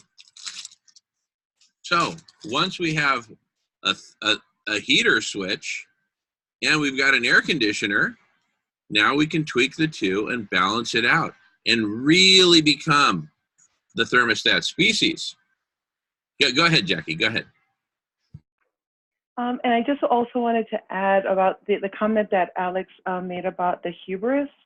I think because we have become detached from nature and because we have forgotten who we are and we have this kind of amnesia, we have forgotten our history, we have forgotten our ancestry, we have forgotten everything, that marrying that with what Silesh was talking about, intention, it totally is it's our moral obligation to use our knowledge and to create a wisdom from our knowledge and then actualize that into the world. And to me, that is taking our knowledge that we've acquired on this planet in this lifetime and marrying that with our soul and with our heart, with our compassion and our empathy.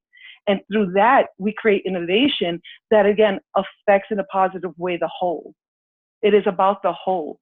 So we have a moral obligation to use our knowledge and our skills and our gifts for the whole through our heart to actualize something that it was going to heal all. And I think that's where we're lost, is that we rely so much on our brain, in form of what it is. And we don't filter that. We don't descend that into our heart to actualize. We go straight from our brains to our throats into action.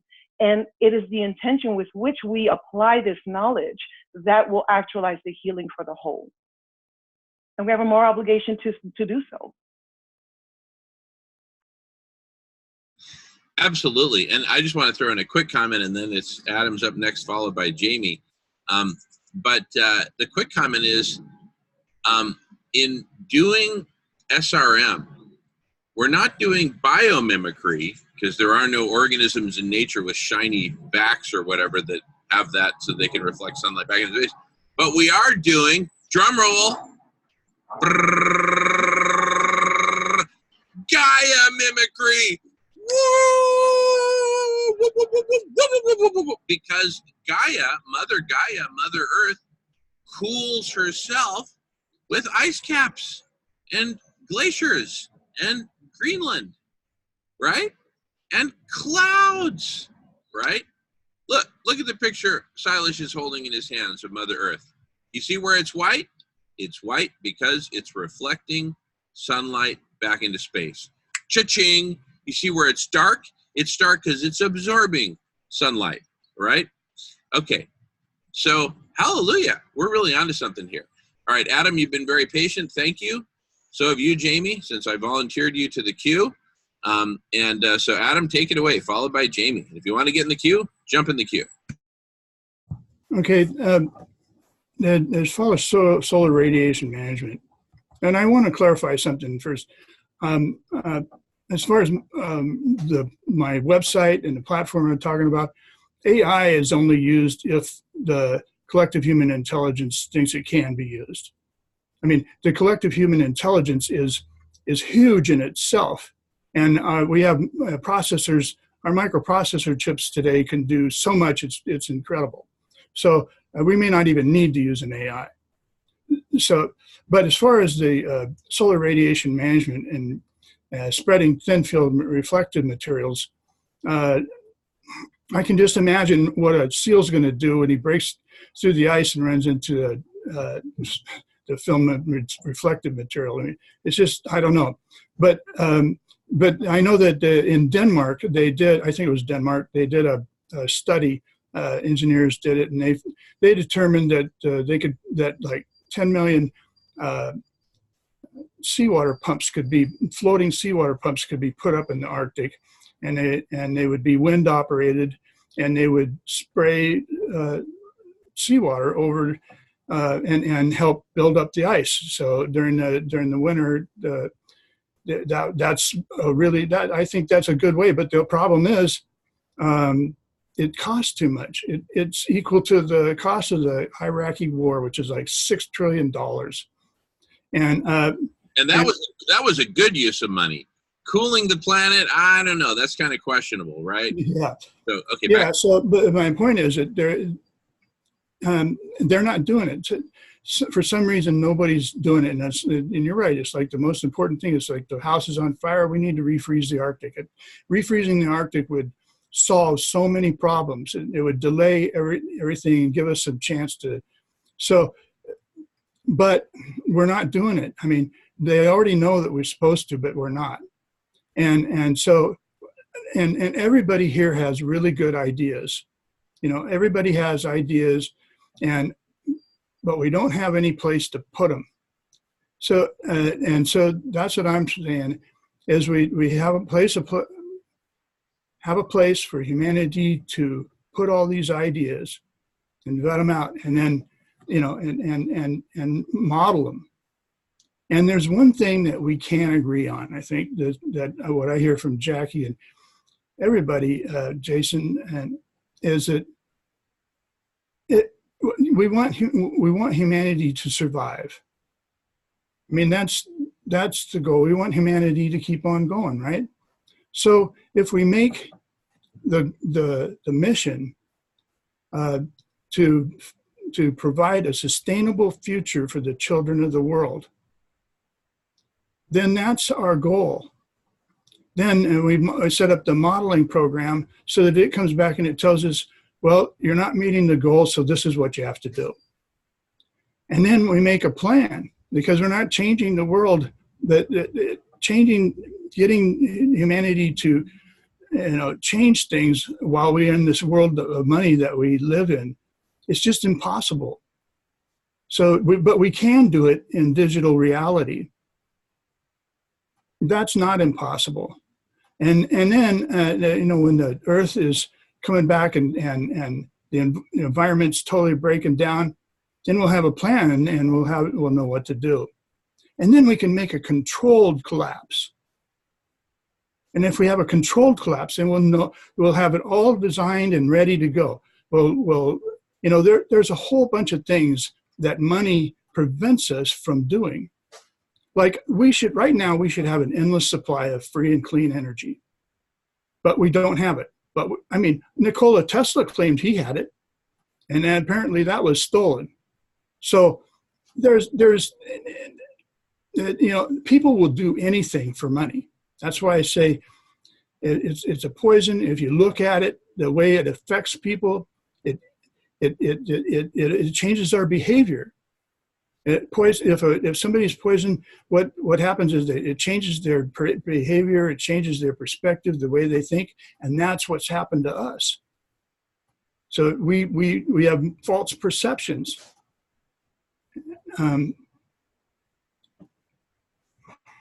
That's all I wanted to say. Thanks. Very good. Thank you, Adam. All right, next up in the queue is Jamie, who got volunteered in by some cantankerous moderator somewhere along the line. Take it away, Jamie, if it's a good time for you. It is. I'm parking. Can you hear me okay? Yes, we can. We can hear you just fine. Okay, let me park the car. And I would just like to say, first of all, this is one of the best conversations we've had on a social club, maybe ever. It's really, really good.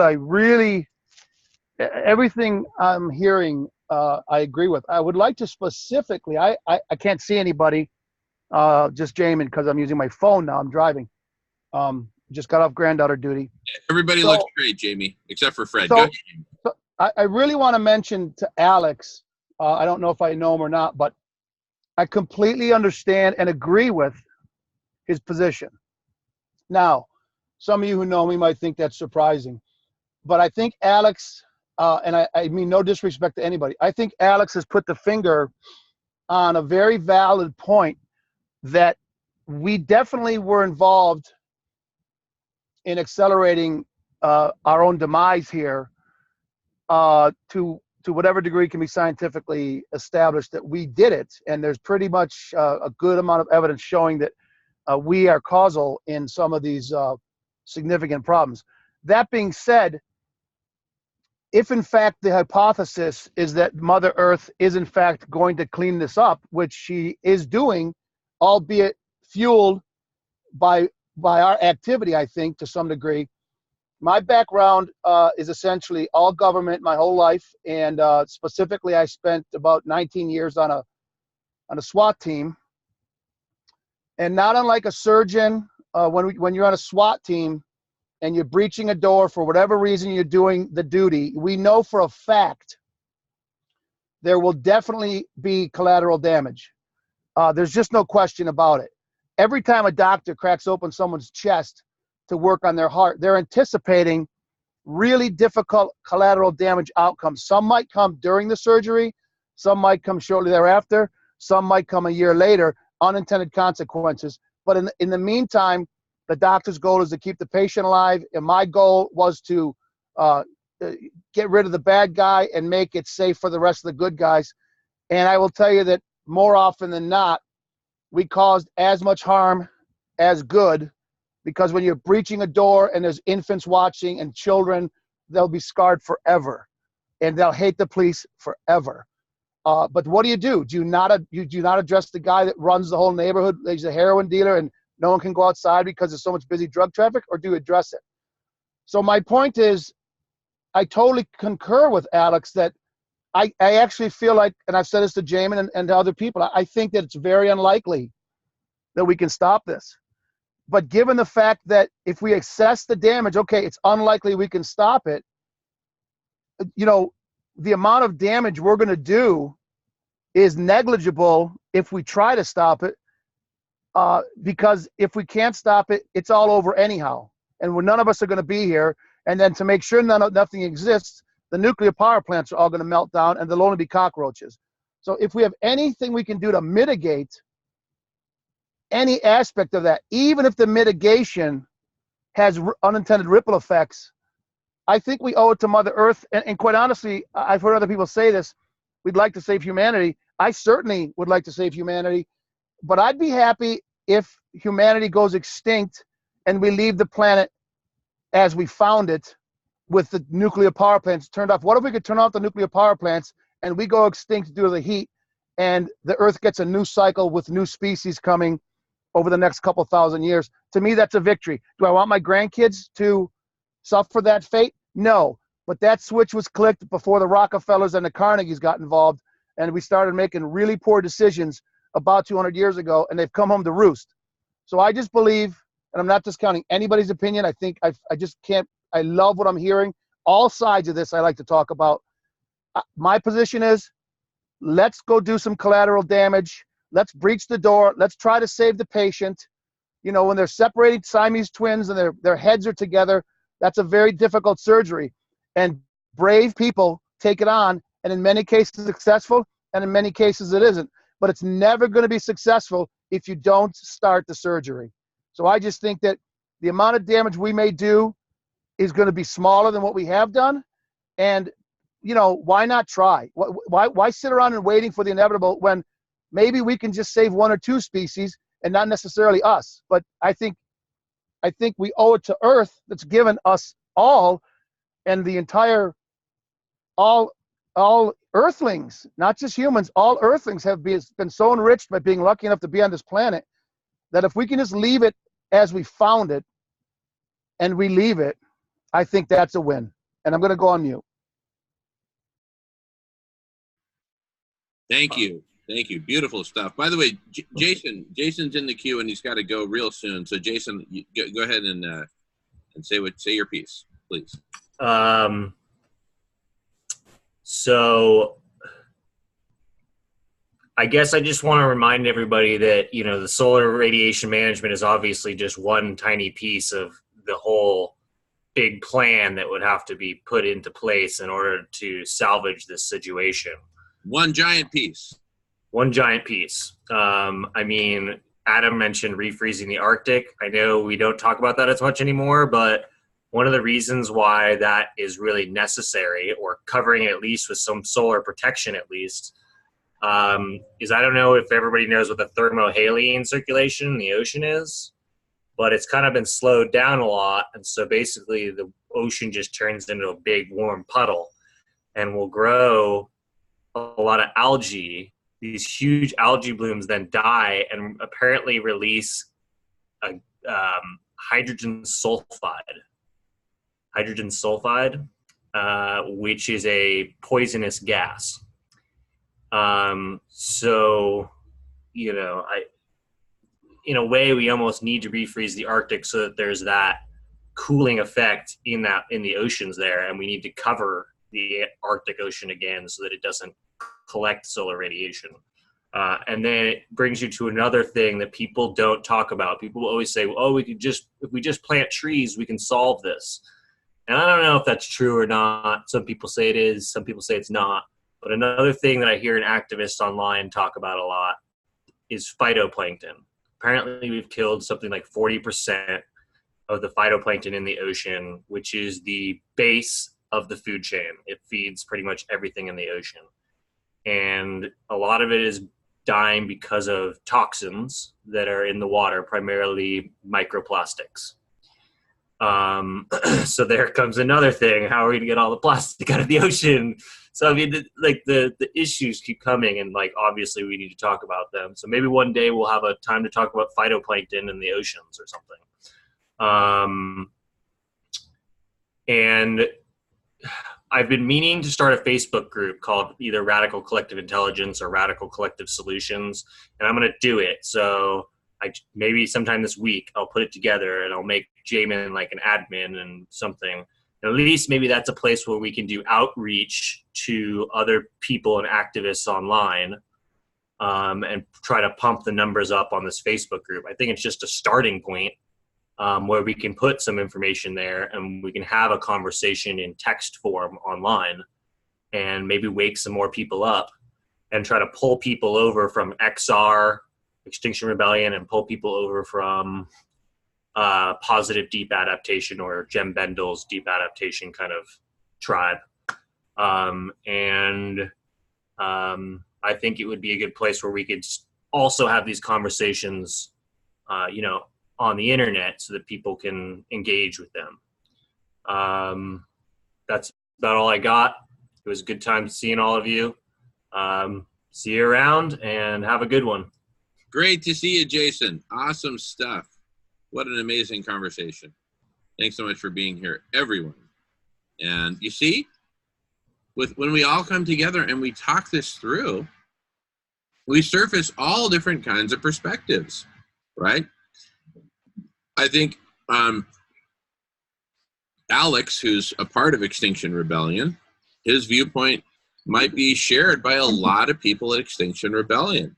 So when Alex gets on here and starts disagreeing with SRM, I say I welcome the disagreement, because we need to handle those objections, right? And more than handle them, we need to listen to them. Maybe Homeboy's right? Maybe Fred's wrong and Alex is right. We shouldn't do SRM, right? And I love my brother Fred so much. I just can't help but throw a spitwad at him every now and then. But yeah, go ahead, Jackie, please. Again, I do consciousness work. So when I hear this, what comes to me, and I just feel I have to share, is that what makes me so excited about Snack Bar and that collective intelligence and that conversation, that safe space that's being created for us to come together safely and honestly with integrity to truly speak truth and innovate and share ideas, is that we are fifth dimensional beings.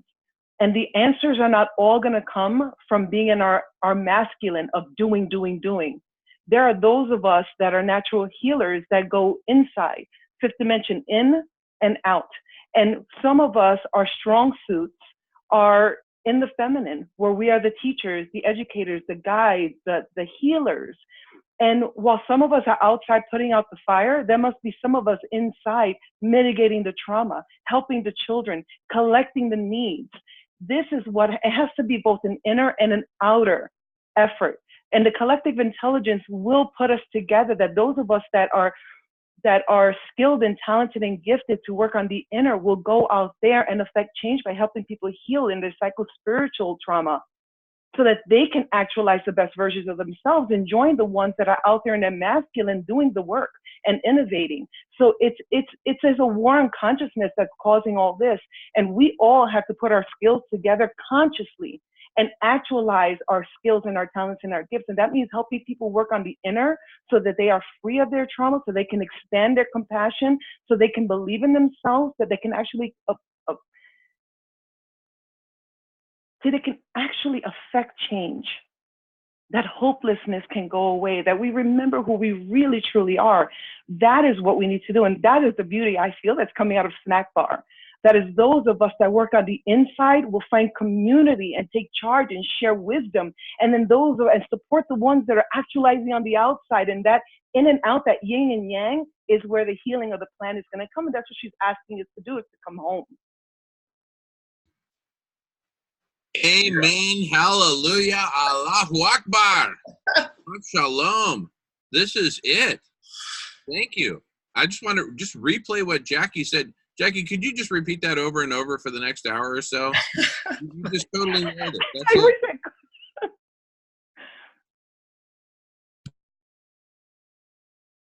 All right. I don't think anyone's in the queue. Let me verify that. And no, I don't think anyone's in the queue at the moment. Fred, why don't you speak up? I haven't heard from you for a while, now that your microphone's working.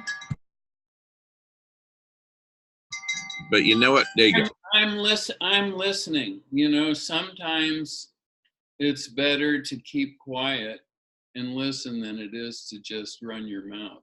I'm not suggesting that anyone's doing that, but I don't. Yeah, I listened to Alex. I have to say that what he says really resonates with me.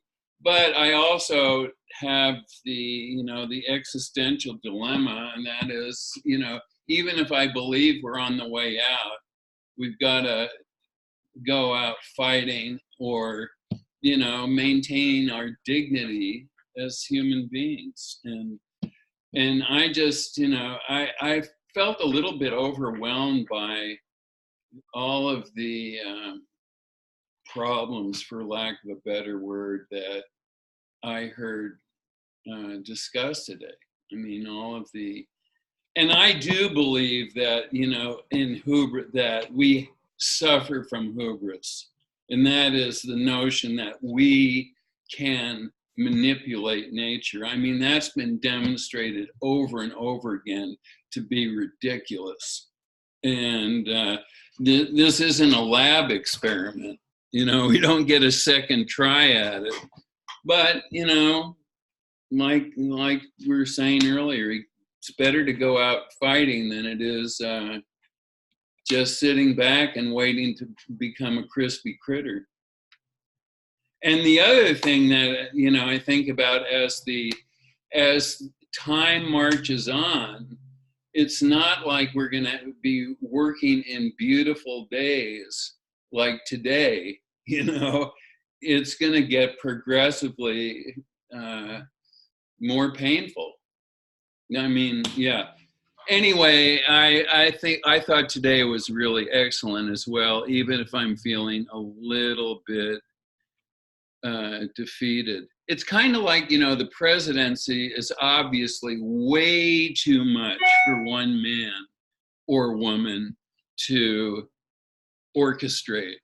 They're just, the problems are too big and seemingly insoluble. So yeah, that's a little bit how I'm feeling. But it was great today, Jackie. I really appreciate your concern for the children, and because I have 3 of them, and you know, unfortunately, nature doesn't work that way. And we're also, if we extinguish life on Earth, I mean, we're talking about millions of years before anything comes back, you know. Anyway, thank you, and yeah, good work, you guys.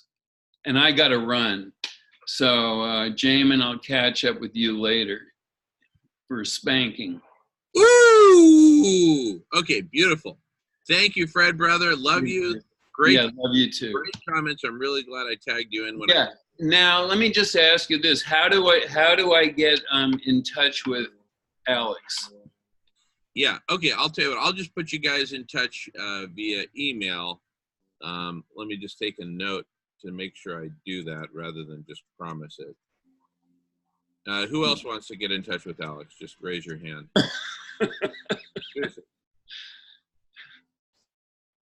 Okay. All right. Well, anyway, I'll connect you guys for starters. Okay. You know, I got to respect everyone's privacy. We'll get a lot of this stuff sorted out once we have Snack Bar up and running, because then you can say, do I want to be contacted by everyone or whatever? Or I can be contacted by everyone if they choose to contact me, but I would like specifically to speak to him. Anyway. Very good.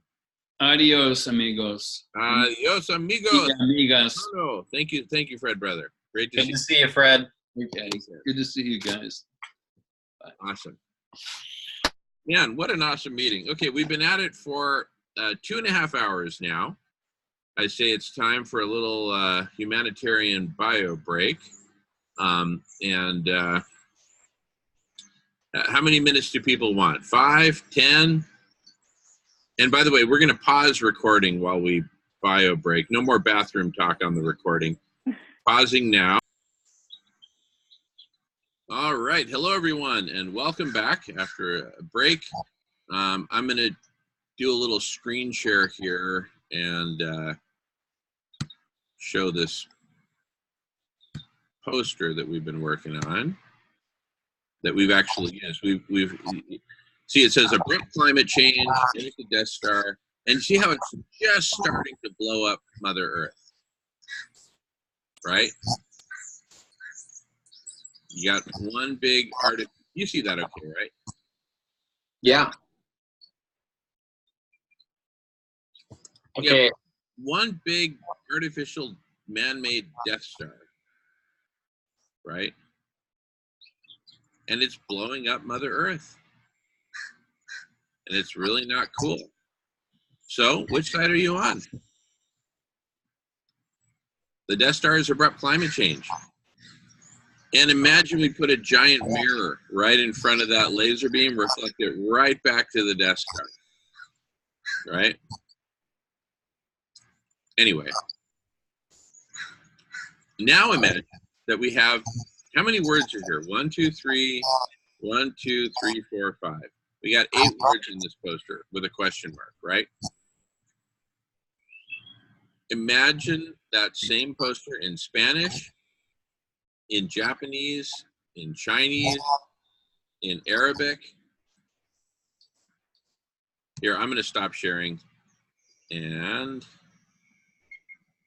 I'm going to go on, and I'm going to pause recording. We'll be back.